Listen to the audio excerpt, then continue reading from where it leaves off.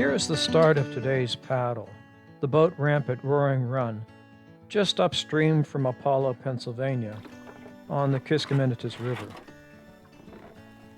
It was coming up on 2 months since I purchased my Eddyline Sitka LT kayak, and I had taken that boat onto the Kiski just 1 week ago from Vandergrift to Hyde Park, a distance of 5 miles. That trip proved to me that I was able to safely take the Sitka on the Kiski as long as the water wasn't too high or too low. I hope sometime later this summer or fall to take a one-night paddling camping trip on the upper Allegheny River. This would mean a downstream paddle of 8 or 9 miles, then camp, with another 8 or 9 mile paddle the next day to the takeout.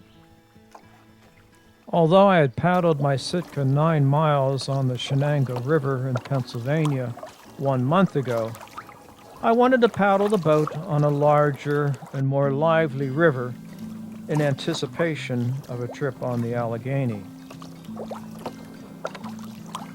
Although not as large as the Allegheny, the Kiski was ideal because the 9 miles from Roaring Run to Hyde Park was nearby and familiar. Now, I paddled the 5 miles from Vandergrift to Hyde Park in 1 hour and 40 minutes, an average speed of 3 1/3 miles per hour. I figured I could do a similar 3 miles per hour, and that would mean I would spend about 3 hours on the water today, depending on how much time I spent fiddling around with my cameras to record the trip. So today would turn out to be a personal best, the furthest I paddled my new touring kayak. It was forecast to be a mild day, with temperatures barely bumping into the lower 80s.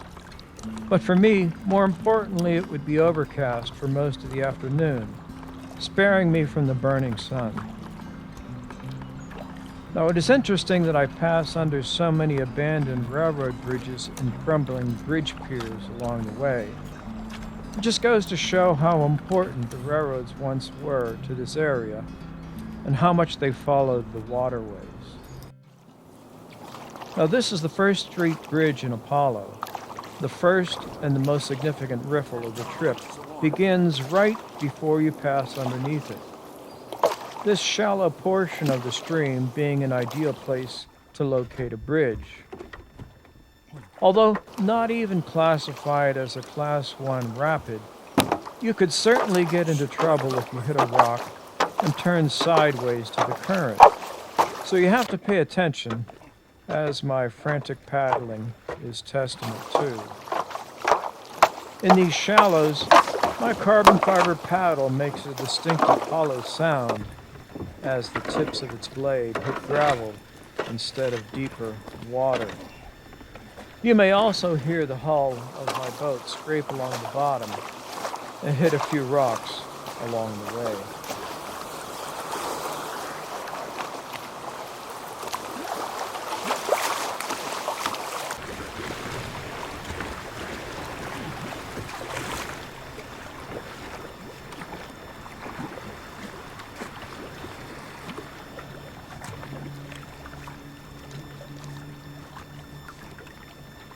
That's a bit lively.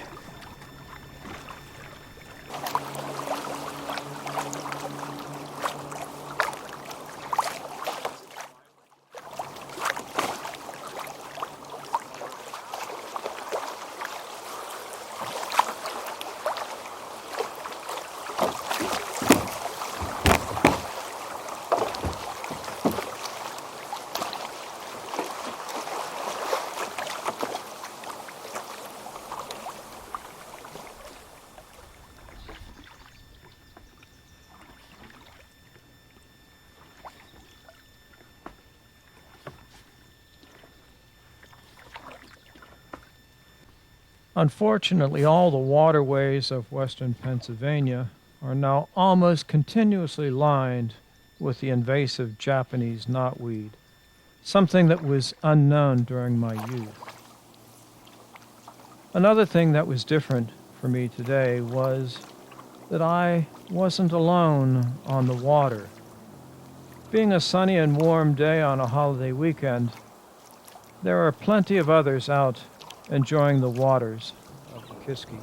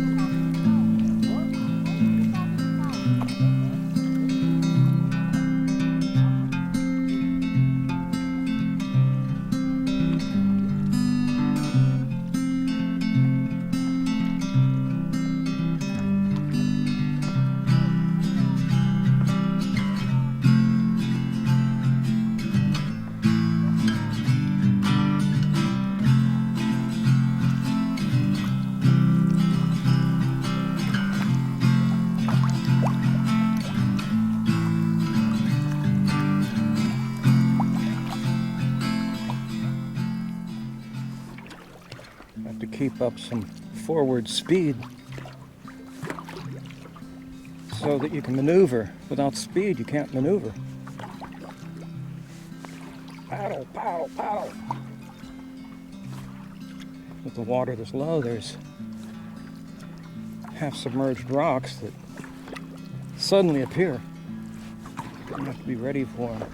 Just dip your paddle in, do an inside edge turn, get out of the way. What are we going to do here?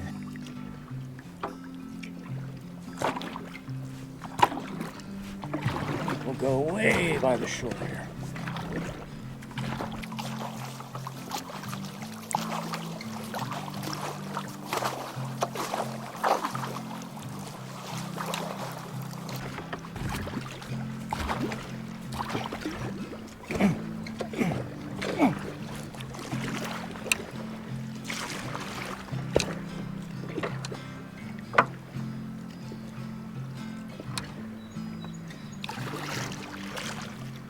The water's pretty shallow for this boat.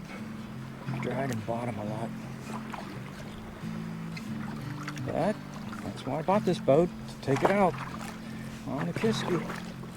Unfortunately, it's the water level of the Kiski a lot of the time.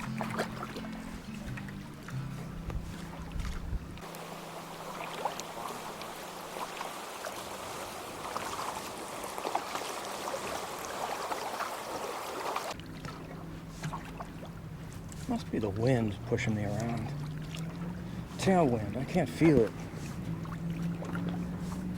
Maybe from the back starboard side. This water's really shallow. I don't remember it being this shallow.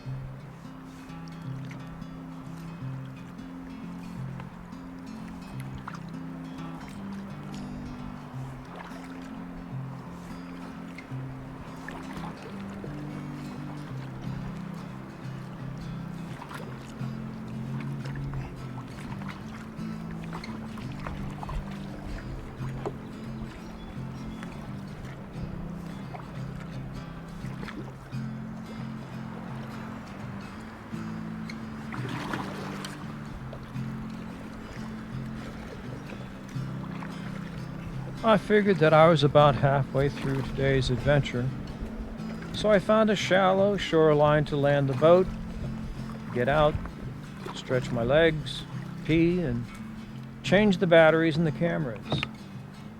This stop turned out to be about a half mile above Vanderbilt.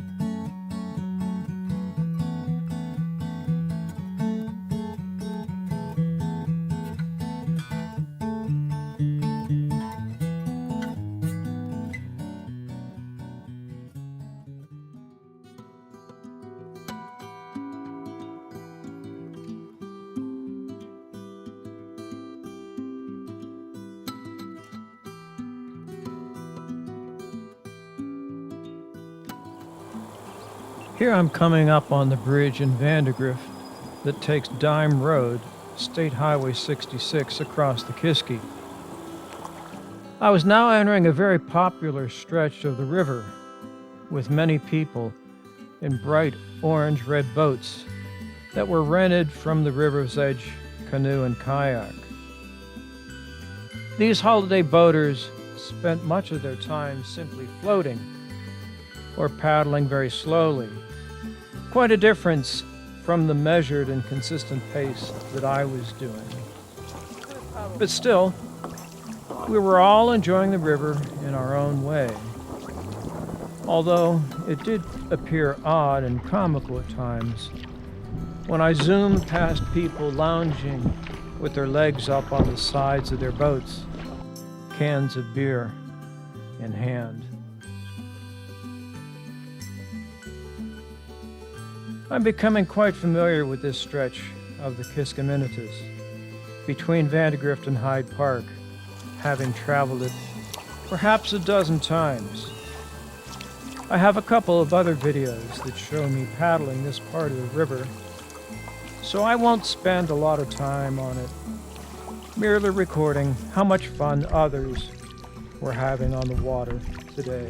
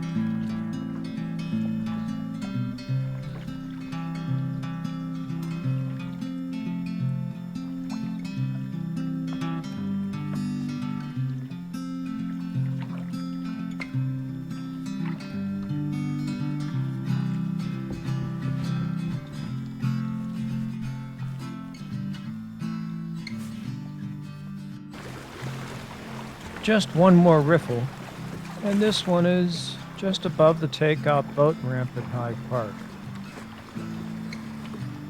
Overall, it was a good day, and I paddled more strenuously than I would if I was on the Allegheny camping. But today did prove to me that I was easily capable of an overnight trip, the 15 miles between Kinswood Dam and Buckaloons. Now all that's left is the planning and simply deciding when to do it.